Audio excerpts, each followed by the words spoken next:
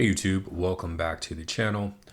In today's video, I want to talk about some stumbling blocks that those of us have when it comes to healing from narcissistic abuse. I also want to talk about how basically the enemy will use your deepest desires against you.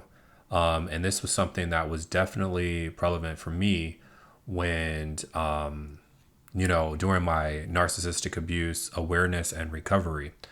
So,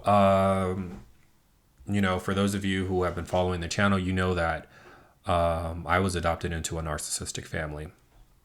And, just for those of you who constantly hear me say this, it's because there are new people to the channel. So I'm trying to give everyone a backstory. But anyway, so family is something that I've never really had. And, living in a society that celebrates family, it's very difficult for one to maneuver when that's something that you don't have. And, for those of us who have been victims of narcissistic abuse, it's hard for us to form healthy relationships with people because we don't understand we don't understand how to, because all we known was dysfunction. And when we first come out of narcissistic abuse, we understand, for those of us that are aware, we understand that we're very attracted to abusive people. And because we have this awareness, one of the ways to protect ourselves is to isolate ourselves. And although I do talk about building self-awareness and spending time alone so that you can understand the type of abuse that you've underwent, staying isolated for long periods of time, in my opinion, I don't feel is healthy, right? And so we're kind of all dealing with this, during this crisis right now. And, it's just something that all of us have to, go through. And for those of us who don't have family, this is going to be a continued reminder, where we stand in the world. And so, with this video, I just wanted to go ahead and be transparent with you all, because not only is it therapeutic for me, but I can reach out to more people who are really hurting right now, or who have, dealt with things in their lives that, is heartbreaking and difficult, right? So I talked about how the enemy will create stumbling blocks for those of us who are trying to heal from narcissistic abuse.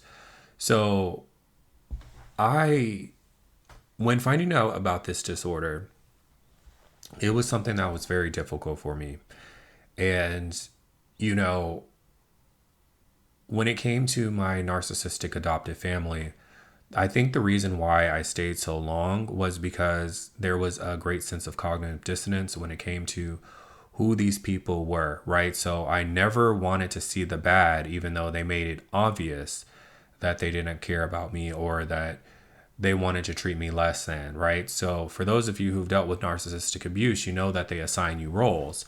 And so the role of the scapegoat is basically the person in the family that is constantly devalued. And this is usually done in a group-like setting, right? So it's like, imagine being a part of a huge family and everybody talks crap on you. You're the one person that everybody can agree on that should be devalued. And even though it's not true, right? And then, when you're with these different particular family members alone, then they act like they have your back. But really what they're trying to do is build this false relationship with you and sense of security so that they can go ahead and stab you in the back, later on. And so, breaking free from this was something that I knew was important, but it was very hard for me to do it. And during this time, I discovered a lot about my biological family. So, I got on different websites and I, discovered more and more about my biological family. And so the year that I discovered that my biological father was dead, which we were probably miles away from each other, However, I was never given access to him. And then once the person who did know him, who I believe is a narcissist, once he realized that my dad was dead, then he wanted to speak to me about my dad. So I found out my dad had died a year after he died, right? And then the very next day, I gained access to my biological sister, right? So, we knew each other for about 4 years, and, there were different circumstances that will come into play. So we could never really visit each other.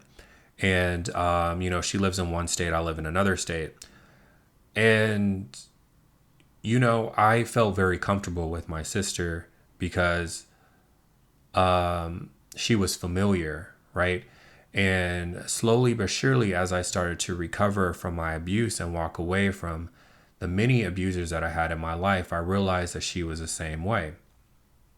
And I remember learning the day that my sister was a narcissist, right? So it was probably 2 weeks before Thanksgiving, and I was supposed to fly out to go see her. And, at the last minute, she started acting strange and she didn't want me to go. And, she's using different excuses such as, oh, well, if you can't afford to come, don't come. And, trying to do things to get under my skin. And this is very typical behavior of the narcissist. And for some odd reason, they don't like the holidays.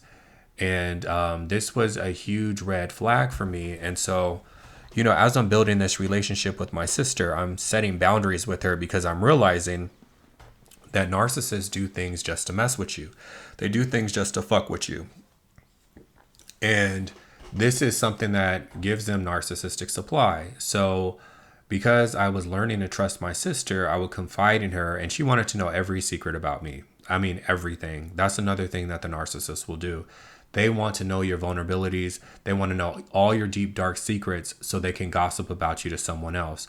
And, typically if that doesn't work, then they'll just make up situations, right? So there was a situation that she had completely made up in her head and was trying to get me to admit to something that I didn't even do, right?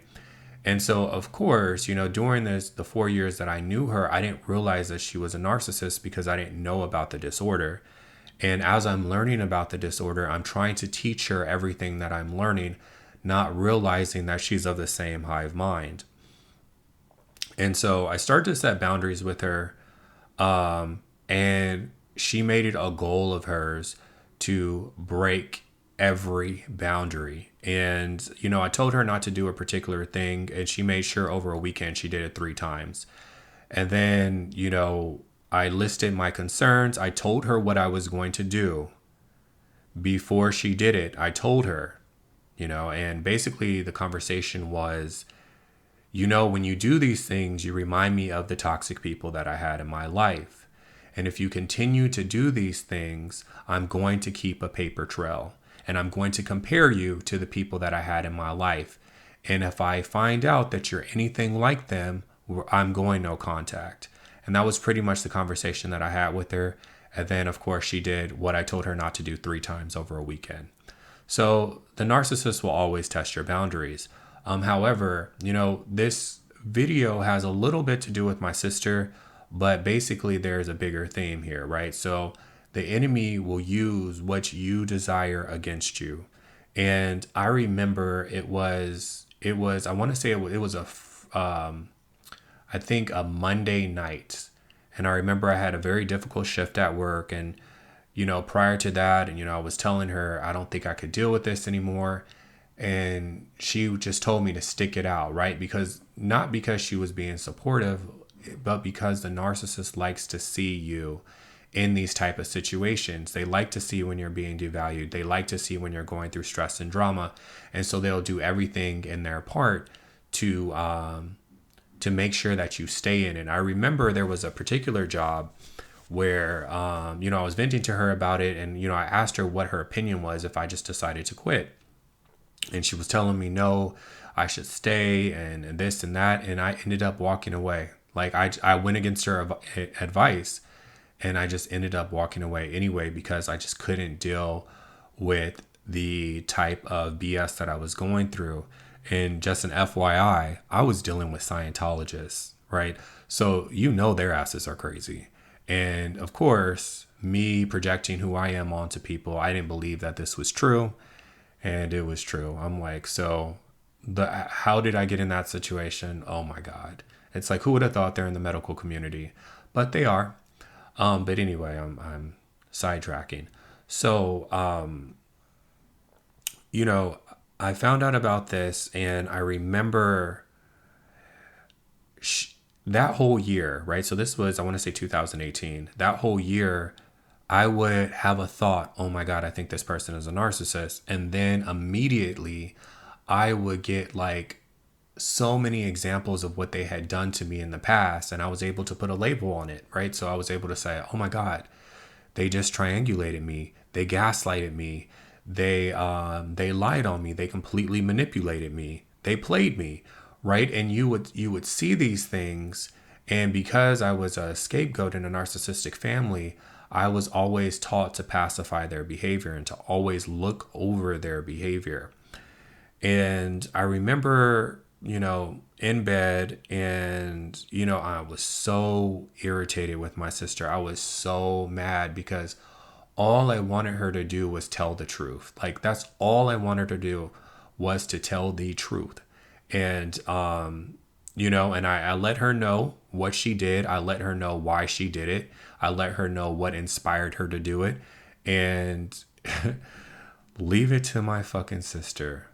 She found a loophole in my text message, and she was able to gaslight me using that loophole. And this was a text message that when you send somebody a text message when you're angry, and you try to make sure you're thorough and as clear as can be, and you read that text message over and over and over again to make sure, I knew what I was dealing with. So I wanted to make sure that I was crystal clear. And she found a loophole in the text message, and she gaslit me. And the gaslighting only validated my reason for going no contact. And this is right before Thanksgiving, and there was nothing more that I wanted at the time than a family. I was considering actually moving to the same state, starting my life over. And, it was, I remember once I sent that message and went no contact, I remember just like looking up at God, and it was like I got triggered and I thought I was going to cry, but I didn't. I think it was just because I didn't know my sister for that long. It was only 4 years. I've always known of her. I just never had access to her. But I remember asking God, like, why her? Why my sister? Right? So for those of you who have dealt with family members that are actually related to you, and you discover that they're narcissists and you discover their true nature, it's hard. It's very hard because that's your blood, right? And for me, it was very hard because when I look at my sister, I see myself, right? We look similar. And, even though she's a narcissist or a covert narcissist, she's highly intelligent, right? And they're almost the worst because they know how to get under your skin, right? And they know how to do it without you even being able to pinpoint exactly what they're doing. But yeah, so when it comes to this, their enemy is definitely going to use anyone to bring you down. And, it was that whole year I was going no contact with so many people. And I mean, I had like at least 20 narcissists in my life. And I was wondering why I was so burnt out all the time and why I was so miserable and, just lying to myself, and I'm throwing myself into being a workaholic. And just like all the people that I have a connection with didn't wish me well, didn't wish me well.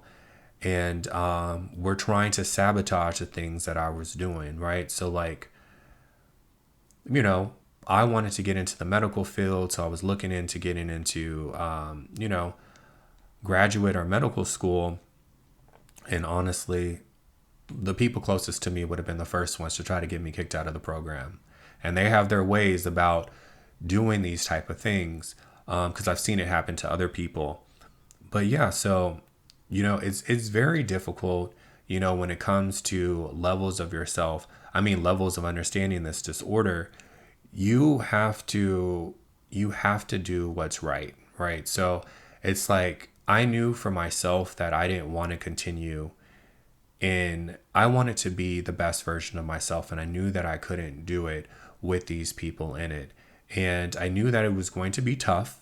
I didn't think that I was going to lose my biological sister in the process, but I knew that it was something that I had to do because these people wanted to keep me in a place that I was no longer comfortable being in, right? It's like, can you imagine someone calling you and every time they call you, it's gossip, it's talking shit about you, it's talking, they're doing all these different things to try to get under your skin, and it's just like life is too short. Life is too short, and when it comes to recovery, you have to take charge. You can't sit here and blame anyone but yourself. If you're an adult, if you are an adult who is who's a functional member in society, you can only blame yourself, right? So it's like I could sit here just, as you listening to this video, you could say, okay, well, this guy, he's asking the questions why all this stuff is happening to him, right? But what separates me from those who want to stay in the victim role is I did something about it. If I worked at a toxic workplace, I left.